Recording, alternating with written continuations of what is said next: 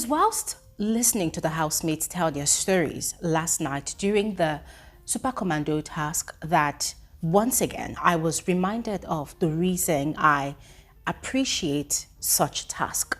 You know, any task that requires the housemates to tell their stories, tell their own narratives, share an experience that, you know, greatly impacted their life, and how, you know, it could either be a traumatic experience or a victorious experience, but an experience that has impacted their life and has, in a way, changed their thinking or their viewpoint of life. Ladies and gentlemen, I totally enjoy such tasks because for me personally, as a viewer and analyst of the show, it gives me more insight into the personalities of these housemates. You know, it gives more insight into questions of the whys they behave the way they behave, you know, the whys of the reason they do the things that they do. You know, for instance, the likes of Chinwe, ANITA, listening to their stories, ladies and gentlemen, I felt like I had some sort of mental shift, which I'm going to share on this video, because right there on that stage, as they were speaking, it felt like I was seeing an entirely different individual by the time they were done telling their stories. So on this video, I'm going to share that experience with all of you. Nothing much really happened last night. The housemates were really exhausted because that task ran into past midnight.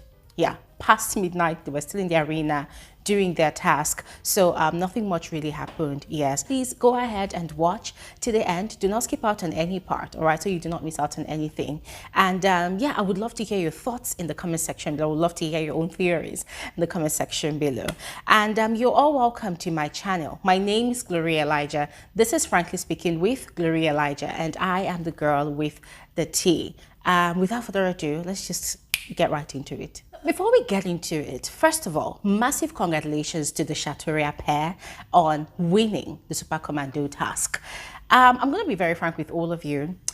That task, yeah, all the different stages were not as hectic as the usual Super Commando task that we're used to, you know, on this Big Brother Naija show. I mean, ladies and gentlemen, if you agree with me, let me know in the comment section below. In a way, I was kind of disappointed because one thing about the Super Commando task is, to a greater extent of all the challenges in that arena, it goes to test the strength of, that's the physical strength of the housemates, yes. But this time around, it felt like, or rather, it seemed like it was more of a mental and emotional test. I don't know if you get what I mean. Yes, I mean, I'm talking about the stories that they shared, and then the different games, the puzzles. Yeah, I mean, in previous seasons, there were also challenges that came with puzzles. Yes, no doubt. But guys, if you all recall, to a greater extent, there were other physical tasks that were more tasking, more demanding, yes, and required more physical strength and engagement from the housemates. So I was kind of expecting such last night, especially looking at the way the housemates were fully geared, like commandos, like actual commandos, 007, like they wanted to go and invade the territory and bombard everywhere. You know, I was super pumped up. I wanted to see how exciting it was going to be. But quite frankly, I was disappointed when I saw people crawling past the tire and, you know, jumping to go and ring a bell. And I'm like, what the hell is this? Cross is going to be disappointed. Sasuke is going to be disappointed. Ileba and Neo, the people that have actually won this task in previous seasons, they're going to be really disappointed because it wasn't really as physically tasking as I expected. But I'm not really mad about it, right? But I think I just had like a higher expectation. But overall, the SHATORIA pair won, so massive congratulations to them. I cannot wait to hear what their winning prize will be. I was quite surprised that it came on quite early in this season. I mean, you all agree with me that in previous seasons, the task doesn't come up until probably week 7 or week 8, which is like towards the end of the show anyways. So I was quite surprised that this is week 4 and they're having the Super Commando task. But anyways, that is that. Now, moving on to the initial stage of the task. So the housemates had been instructed to tell their stories. Yes, they were instructed to share an experience that had been sort of difficult for them, but they had fired on, they had forged ahead and had come out victorious. Yes, fire on, is more like the catchphrase of the Super Commando brand, yes. So the stories were supposed to end on a banging note of how they fired on and came out better than their old version, like the old version of themselves. And every single housemate told their own story, and I'm not going to sit down here and invalidate anybody's stories to say, oh, this person was lying or this person was trying too hard to, you know, buy into the emotions of their fellow housemate or us, the viewers. I am not going to do that, right? I'm not going to do that. Although there were one or two cases that it seemed like they were trying too hard to push and push and push for pity, right? And should I name names?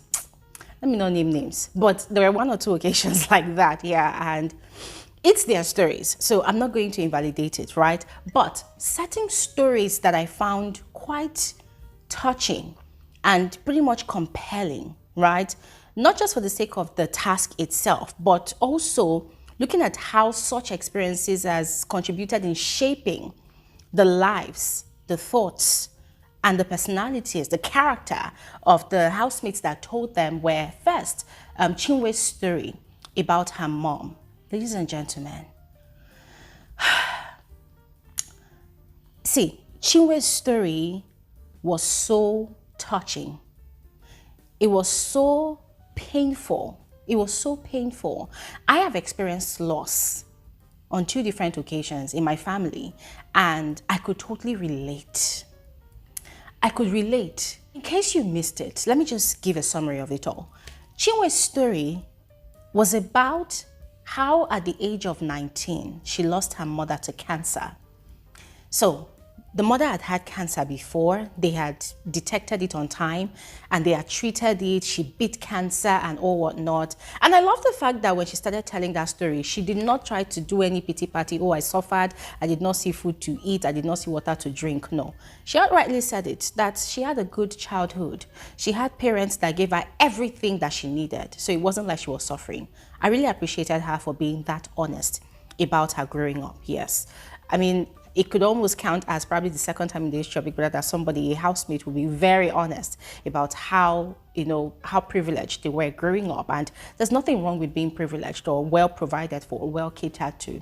Anyways, as I was saying, she went on to, you know, share that just when they thought that their mom had beat cancer completely, she had gone for a routine check and they had diagnosed that she had stage 4 cancer. And this time around, it could not be treated. So they had to let her go live her life, the remaining days of her life till she died. And she was about to go resume her final year in school. And the mom had, you know, encouraged her to go back to school, that she'll be there before she returns or when she comes back. Only for Chinwe to go back to school, and then she got a call that the mom had passed on. Guys, I mean, I do not pray anybody experiences loss of any kind, of any family, friends, or loved ones, but the most painful part of losing a loved one is when you were not there when it happened, or when you did not see it coming, when you did not expect it to happen, or when you did not see the person in their final breathing hours. It could run you mental. It could completely seize you and read you off your sanity. I've experienced that on 2 different occasions, and I don't think I've ever found closure. I don't think I will ever find closure.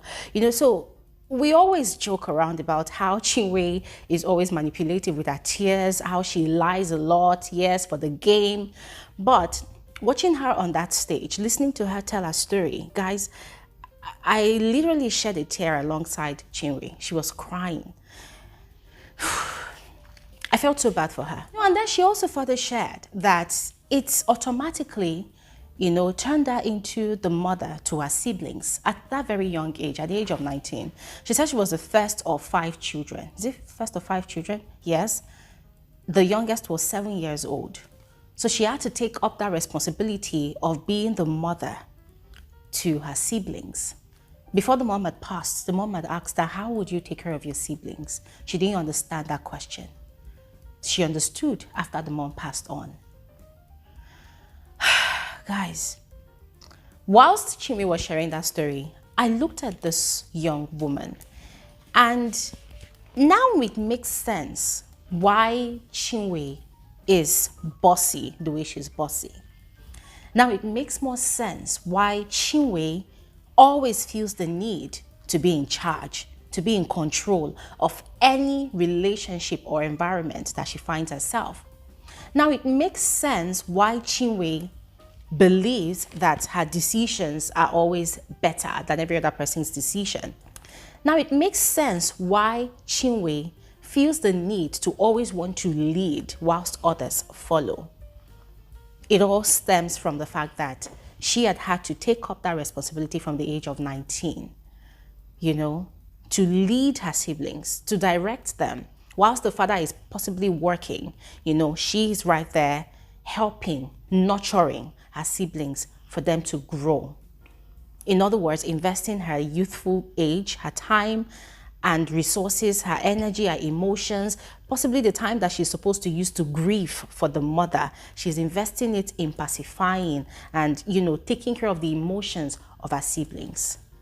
I'm not a doctor of psychology. I'm not a therapist myself, but, you know, these things, if you have experienced it before, you would definitely understand how it is when some other people experience it. I felt really bad for her. I felt really bad for her, and I was quite grateful for that hug that Anita and Onyeka, you know, offered to her after the whole task and everything by the time they returned back into the house. You know, I loved the fact that they saw beyond the game. They saw beyond the, you know, all the drama that's going on in the house and saw that, okay, this person had a huge loss at a young age, and they hugged her. They hugged her, they encouraged her. I mean, guys, that was such a sweet moment. And listen, I dove my hat for Chinway. That was such a huge responsibility to take on as a young girl, yes, but she did it. She did it, and I don't know if I should say I'm proud of her or what, but I am proud of her. I am proud of her. So yeah, guys, I would love to hear your thoughts about that. So please share in the comment section below. Now, another housemate whose story really touched me and also gave me an insight into their personality and why they behave the way they behave was Anita.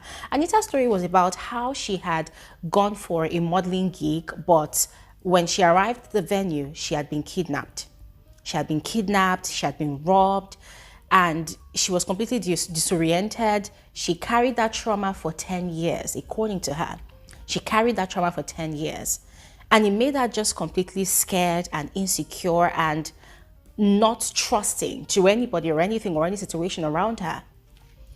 So, having listened to her story, it made me realize that, oh wow, this could be the reason Anita takes her time to make choices or to make decisions and to pick and choose. This could be the reason it took Anita a long time in that house. I mean, according to Big Brother's calendar period. Remember, a day in Big Brother's house is like a month in Big Brother's house, right? Yes. So I felt like that could be the reason Anita was skeptical about getting too close to Topher. Yeah, because where she and Topher are today in their friendship, ship, whatever it is, it did not just happen overnight. It took a while. And even from time to time, Anita raises the conversation of doubt. Like, oh, are you just with me because of the game? Do you say you like me because of the game? Why do you like me? She still asks such questions. And Topher, bless him, always have to explain himself. You know? You see the way Anita is strict. The way she's very strict, the way she's very mindful, the way she's very demure. Okay, this might sound funny according to TikTok trends, but it is what it is with Anita. You see the way she is. You see the way she carries herself. You see the way she's very careful. You can tell that she does not really trust people like that. So for her to be trusting of Nelly, the fact that they have both been friends for such a long time, just makes you realize that, oh my God, this girl actually went through that phase for a reason. And that has completely shaped how she relates with people around her. It's completely shaped how she looks thoroughly before she leaps. Anita doesn't just leap into decisions. She takes her time with it before she finally makes up her mind about something. Nelly also confirmed that. So ladies and gentlemen, incredible stories from these housemates. Apologies to all of you if it seems like I'm only picking just 2 stories out of the many stories that was told on that stage last night. I mean, as I mentioned before, all the housemate stories were beautifully told. Each and every single one of them had their own different experiences, you know, but these two stood out for me. Chinwe's stories and Anita's story completely stood out for me because it completely aligned with who they are today and the reason they do the things they do and behave the way they behave. If there's any other housemate story that gave you a eureka moment that, you know, was quite eye-opening for you as well, please go ahead and share in the comment section below. I look forward to reading from all of you. All right, and this is where I'm going to stop talking now. This is where I'm going to stop talking. Thank you all so much for watching and have an amazing day. Bye.